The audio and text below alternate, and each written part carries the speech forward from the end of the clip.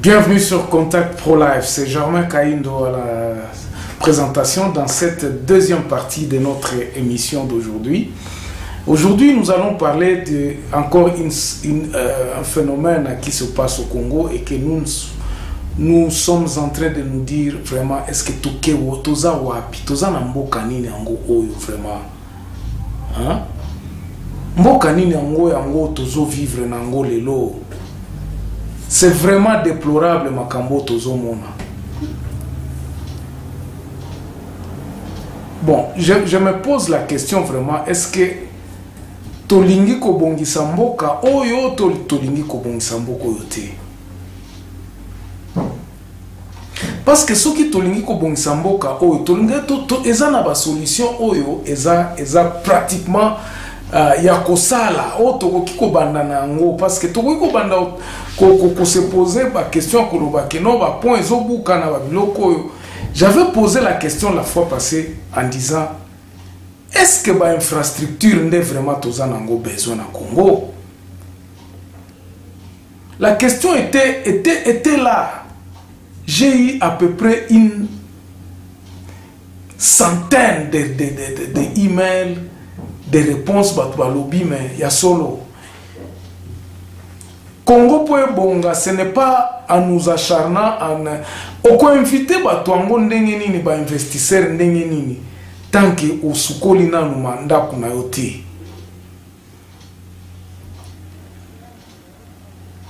Oh bon, est-ce que nous Tokobongi Samboka na kopesa ba étranger ba ya ko investir na pa na biso moko tozangi mbongo vraiment. Moi je vais parler aujourd'hui à Lingala. Boye bisangana, est-ce que Congolais azana mbongo te?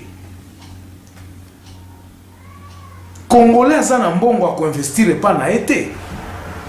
Quand le président de la République dit bon en tout cas bana mboka bozonga bino bat bozana étranger boya to bongisa mboka. Personne ne veut rester à l'étranger. Tozana exil awa. Personne ne veut attendre. Et pas Nabiso, quand tu regardes, quand tu arrives chez nous, nous avons beaucoup de choses qui sont vraiment bilo comme ça, tu as bien collé aux autres lobby mais et lo koni nango baloka mboka na biso bien biso wa congolais to miloka. Na lingi koloba nini? Nazo loba likambo investissement. L'investisseur non, il faut des investisseurs. Nous allons les relations diplomatiques. Oh, tozo kende kuna to bongisa ba makambu, ba relations diplomatiques. Oh, ba investisseurs, il faut baya kosala makambu. Oh, toza na projet à Inga. Oh, et quand vous regardez les montants, parfois j'ai honte. Et le même montant, au Koyoka, kende ba même montant, on a déjà détourné na Jekamine, ba même montant, on a 200 millions, 500 millions, 350 millions, 15 millions. Pour un barrage, il y a Beni Butembo, et ça, un barrage, moko balinga va construire un barrage. Ça demandait combien? Pas même 50 millions de dollars. Et ça n'a tout le monde barrage à Mike. Le Congolais lui-même a un mbongo à financer le Kwana. Mais qu'est-ce qui se passe vraiment? Et là, on est en Tozoluka. Pourquoi est-ce que Congolais a investir et pas na été?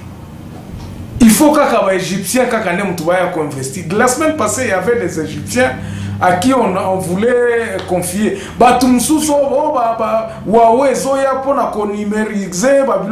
Est-ce qu'il n'y a pas de Congolais qui maîtrisent ces histoires-là? Oh, c'est faux. C'est faux. Et là, lobby, il faudrait que Tozonga vraiment na ebandeli. Il faut to vendre, to yeba. Qu'est-ce qui est là qu'on est Congolais azanangote? Qu'est-ce que nous n'avons pas? Parce que nous avons l'argent. Nous sommes potentiellement riches. Ba Congolais mususo bazana libanda ya mbongo bazali. Les États-Unis aujourd'hui si il fleurit et ça parce que ba privé à Mike bazo sala ba business, baza ko réengorger, bazo pesa baninga na bango musala. Et multiples entreprises et kosala que chômage est diminué. Mais quand les Congolais chez nous, bisomoko ba Congolais, toza ko favoriser tes investissements na bisomoko. Je peux avoir $5 000. Je me dis, bon, tikana nous, na kende ko sala projet moko et pas na biso. Je na kokokate. Et c'est là que je pense que le président fallait attendre makambu oyo. Il y a quoi améliorer le climat et à faire parmi d'abord les Congolais. Au lieu d'abord à kokende. Aujourd'hui, ceux qui investissent là-bas, il faut les Libanais protégés par certains d'entre nous. Au comment on a une entreprise, on a Liban, et Koya, Congolais, Kolobano, tous protégés, on les protège comme des investisseurs, donc inversion des valeurs. Et l'oko peut s'engager, et peut s'engager vraiment tant sous Hermon, Natala, Naobi, mon Nzambe, Nangai. Congo n'a pas besoin de Kamunini. Les Camerounais n'ont pas ça vraiment. Biso moko tozomi tungisa Congolais linga kamuninga na ete. Comment to sala ba faire na mboka na biso? Comment to investir na mboka na biso? Comment to tia pont que biso nyonso to respecter que pont wana to tia yango awe servir boy. Bala wana baza ko construire donc ezata na suivi mon côté. Soki basi ba tongi kaka esili. Nous sommes ici en Afrique du Sud. Les Kambaba Balabala, ils ont à peu près des milliers, à peu près des milliers de travailleurs pour Nakaba Balabala. Bazana ba job moko permanent pour Naba Balabala. Depuis Nazana moko d'une quinzaine d'années. Babalabala wana eza entretenu chaque jour par les municipaux. Ils ont développé un système que eza musala. Babalabala wana ce sont des génératrices ya bambongo et générakape mbongo. Aujourd'hui on cherche à construire des sortes moutons na Congo. À quoi ça va nous apporter? À quoi améliorer nini yango na Congo ba sorte mouton wana? Ça va améliorer quoi? Tandis que si vous pensez infrastructure, Namutu est différent. C'est ça notre sujet d'aujourd'hui.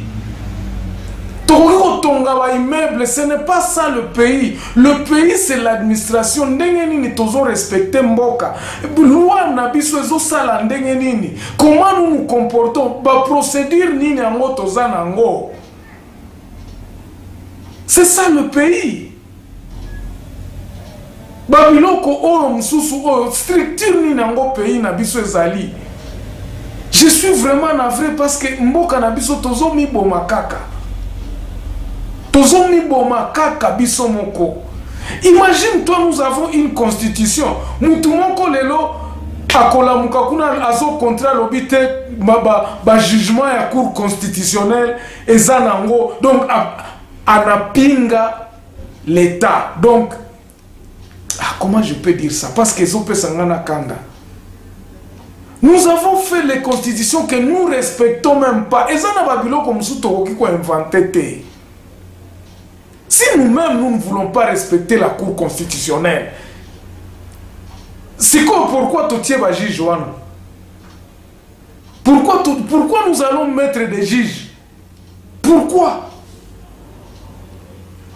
Donc, ce que bandika kanaba investissement, et ça donc tozomi kosa bisomoko.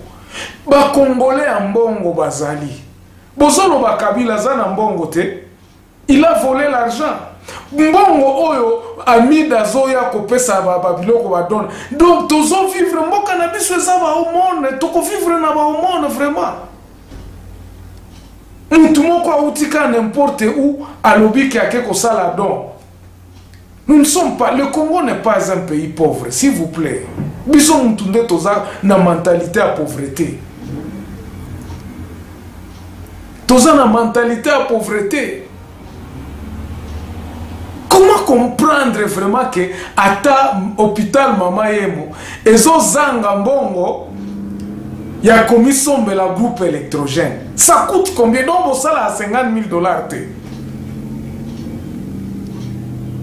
Non, ça fait très mal. Ça fait très mal de voir comment le pays est en train de fonctionner.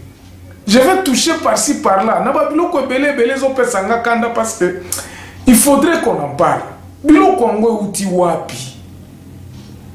Et outi wapi, vraiment, c'est où est-ce que nous pouvons commencer? Quand je vous parle ici, par exemple, du Kambawa magistrat, notre appareil judiciaire, Bissomoko, tout on a pinga, il est les cours constitutionnels, la cour la plus haute. Aux décisions, la Constitution dit que quand l'arrêt de la Cour constitutionnelle est donné, elle est irréversible. Mais quelqu'un de l'Assemblée régionale a l'obité. Cette cour-là n'a pas habilité à juger à cette matière. Tu te poses la question, mais Tozo Kende Wapi Bandeko. Il faut que nous ayons honte de nous-mêmes. Toyo Kakata Soni Abiso Moko vraiment. Toyo Kasoni. Mais comment Toko Longwanamboka Biloko Tozo Salakato donc la Cour constitutionnelle libère quelqu'un, Balobi Teb, Makambo, Ezalaki nous la plus haute Cour constitutionnelle du pays. Et ça les jugements. Et vous dites que non, Biloko Nezate. C'est pour vous dire que la dictature continue dans notre pays. Il y a d'autres, il y a Bato Belé, Oyo Bazako, tiré dans nos ficelles, na direction en Bokanabiso. Facha Kondima, ako réussir mandat na ndenge nini. Na babilo kwa marque Oyo. Il va réussir comment? Est-ce que faudrait-il encore vraiment qu'il y ait une autre dictature? Abanda obeta batu ba fimbo. Bonne volonté ne suffit pas. Il ne suffit pas d'être Tshisekedi pour dire que non, tout ceci va marcher de soi-même. Non. Le pays, c'est la structure. Le pays, c'est l'administration, c'est le respect des lois. Tozolo Bakeza, état de droit, état de droit. Quelle est la volonté? Quels sont les actes que nous sommes en train de poser que non, nous tunions soit cause sous la loi? Quand l'ultime, l'agence la plus autolobie, la Cour suprême, la Cour constitutionnelle, ils ont prononcé barré et que batubiso batutoza ko exécuter barré wanate. Et ça passe. Et les gens sont vraiment là. Batubaza na bango wana balobi batwana te mutwana ko bimate cour et puis ah non, ça fait très mal pour notre pays. Alors, déjà, à partir de Biloko Oyo, que nous-mêmes les Congolais, nous ne savons pas respecter les lois. Alors, tous ont évolué dans Manyanga, Bisomoko. Tous ont évolué dans Manyanga. Donc, Nazana Mutumoko a tindelingai photo, disons vidéo, moko a lobi nangai, Papa Germain, regarde. Kolta yango toza nango tozo lukande ba client ou lukela biso ba client côté kuna Afrique du Sud. Je vous dis que ça m'a fait très mal. Bazo magazine Kolta basala ki donc minéré na bango na ete so baza ba frapper so ndeni. Oh na lukela bango ba client. Je l'ai dit pourquoi? Pour vous dire que nat la kisabino le tas du désordre oyo mboka na biso et comment mutu na mutu na ndenge na ye Dieu pour tous. D'abord, on ne respecte pas, l'image c'est celui-ci, on ne respecte pas la loi. Donc, Congolais nyonso ayebika que soki ami bundelité, mutute akoya ko bundelaye. L'État n'existe pas pour nous protéger tous. Donc, ba matériaux, ba mine, ba richesse oya pays, ezo kende epa ya batumoko boy.